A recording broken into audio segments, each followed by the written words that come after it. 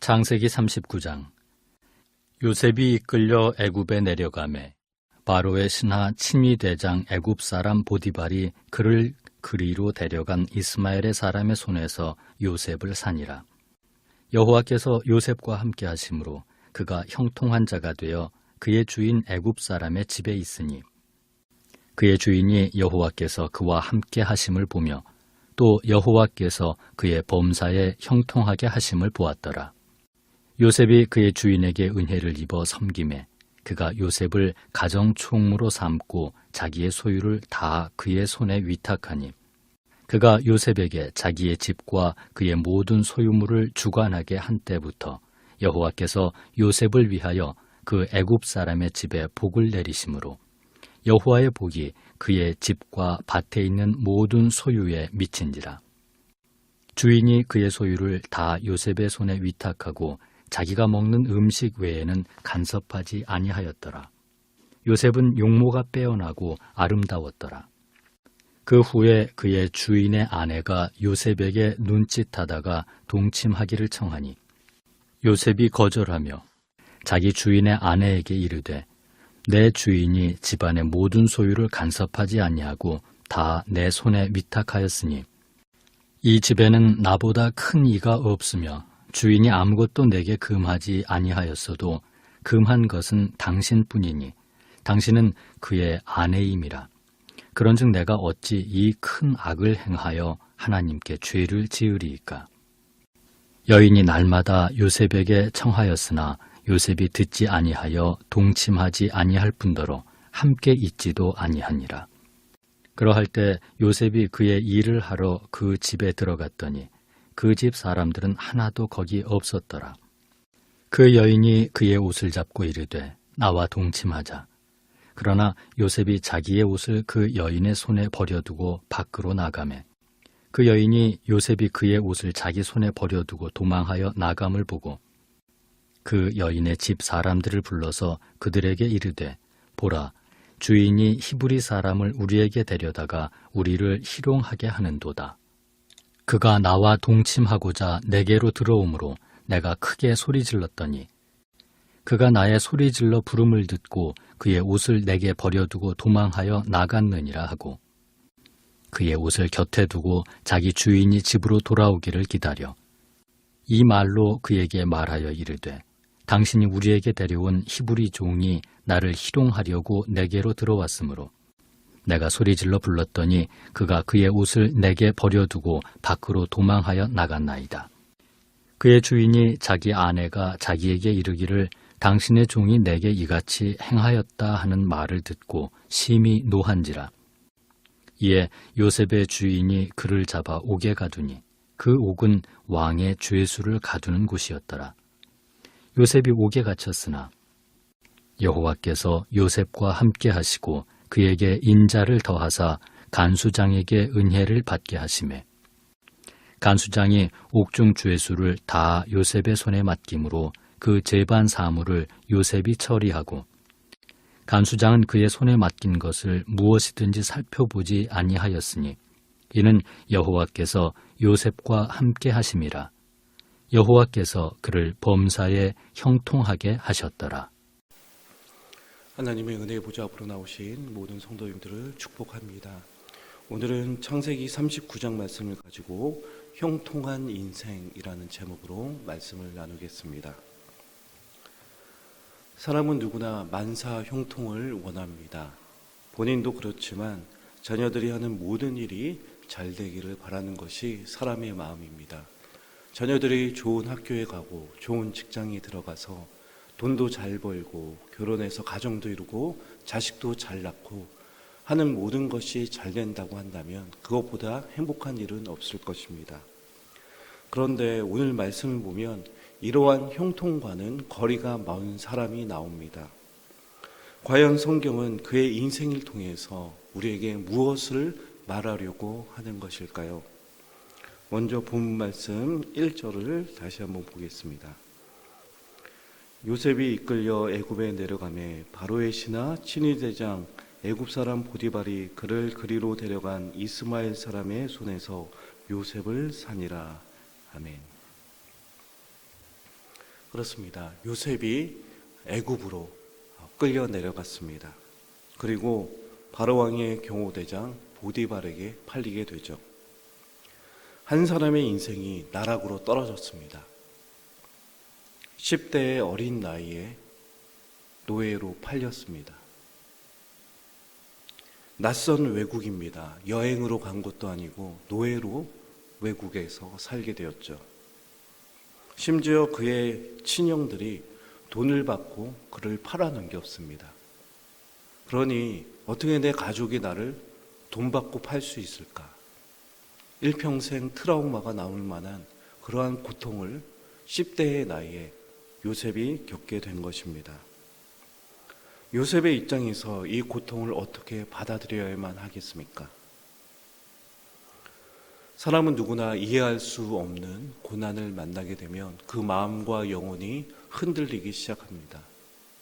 심지어 그리스도인, 하나님을 믿는 사람이 심한 요셉이 겪는 것과 같은 그런 고난을 당할 때 하나님과의 관계마저 뒤틀리게 되어지죠.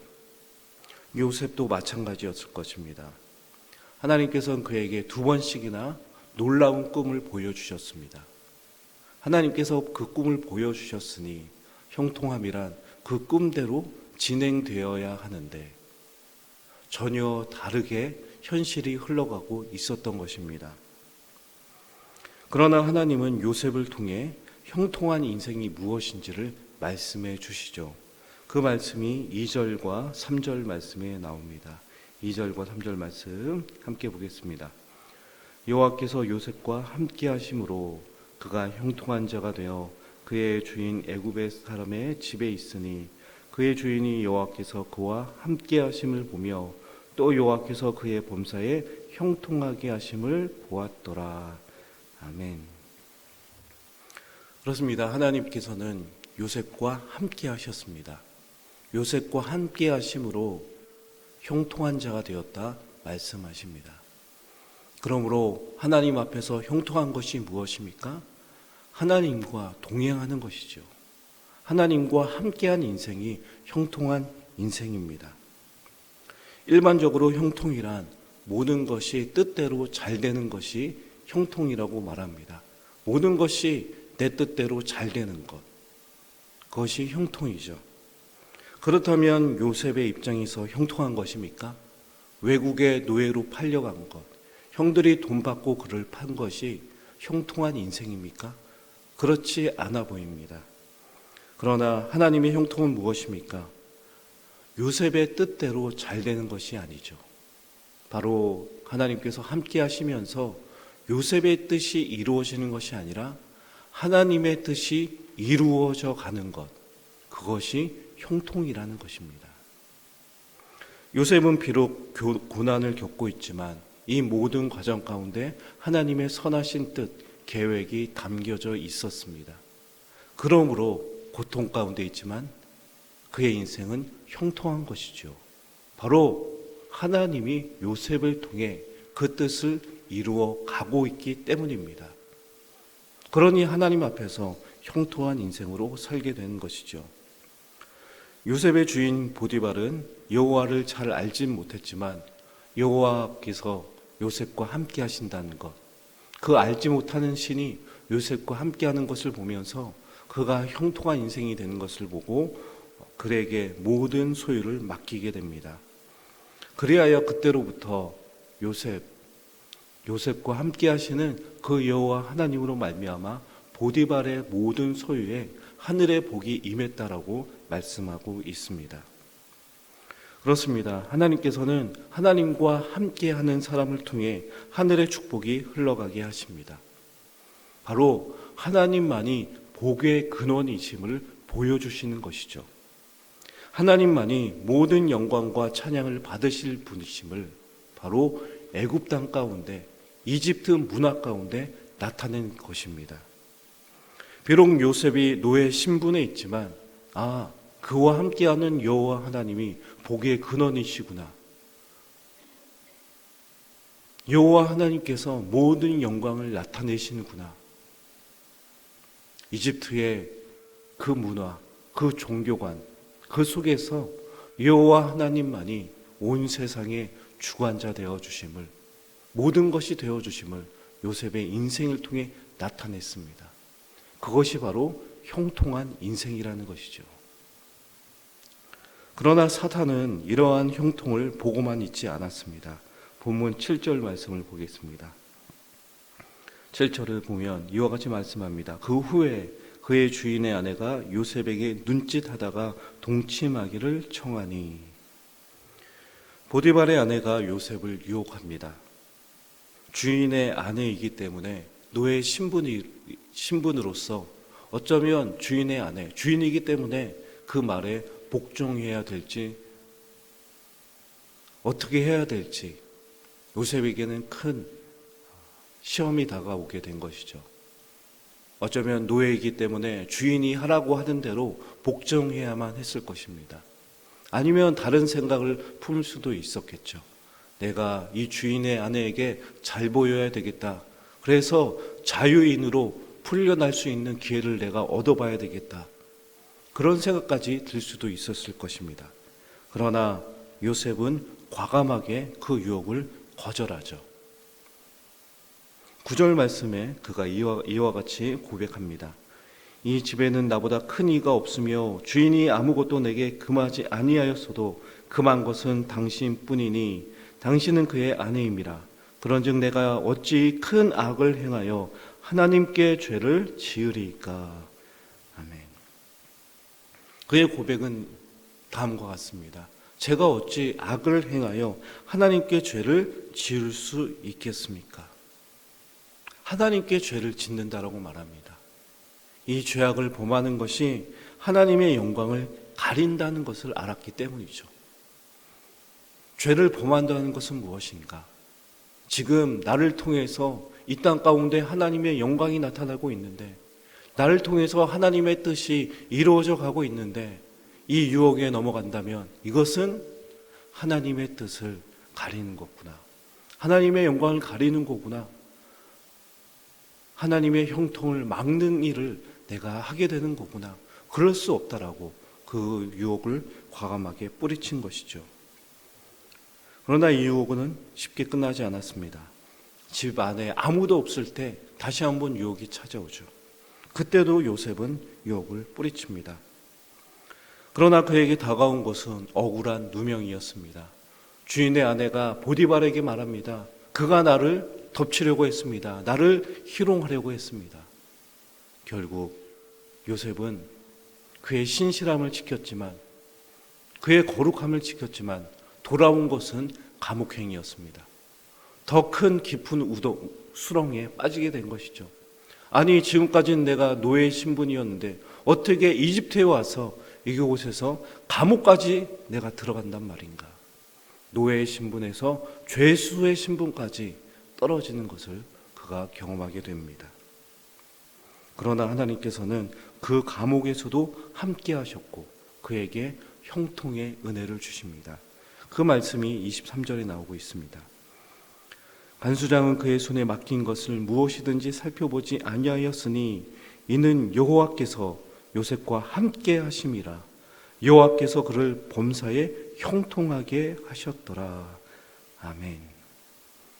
하나님께서는 그의 깊은 그 감옥 생활에서도 여전히 함께 하셨습니다. 그리고 그를 통해 감옥 안에서도 하나님의 영광을 나타내십니다. 하나님의 그 선하신 계획을, 그 뜻을 이루어가고 계셨죠. 그래서 요셉은 형통한 인생이다. 성경은 그렇게 조명하고 있는 것입니다. 성도 여러분, 우리는 요셉의 반복되는 고난을 보며 일반적인 형통, 과연 그의 인생은 형통한 인생인가? 그렇게 생각해 볼 수가 있습니다. 그렇다면 요셉이 뜻하는 대로 모든 일이 잘 되는 것이 형통인가? 생각해 볼 수도 있죠. 그러나 성경은 분명하게 우리에게 가르쳐 줍니다. 내 뜻과 다르더라도, 내 인생 가운데 고난이 있을지라도 그곳에 하나님께서 함께 하신다면 그것이 형통이다. 내 뜻이 아니라 나를 통해서 하나님의 선하신 뜻이 이루어져 간다면 그것이 형통이라고 말합니다. 사랑하는 성도 여러분, 우리의 삶 가운데 여호와 하나님께서 함께 하십니다. 그러니 우리 모두 형통한 인생입니다. 또한 우리를 통해 하나님의 선하신 뜻이 이루어져 가고 있습니다. 우리를 통해 하나님의 영광이 나타나고 있습니다. 그러니 우리는 형통한 인생이죠. 하나님께 복받은 인생, 하나님의 은혜 안에 살아가는 인생입니다. 하나님께서 우리를 향해 그래 너는 형통한 인생이란다. 너를 통해 나의 선하신 뜻이 이루어져 갈 것이다. 그렇게 고백하는 하나님의 음성을 듣고 이 시간도 하나님과 깊이 있게 만날 수 있는 저와 모든 성도님들이 될 수 있길 바랍니다. 함께 기도하겠습니다.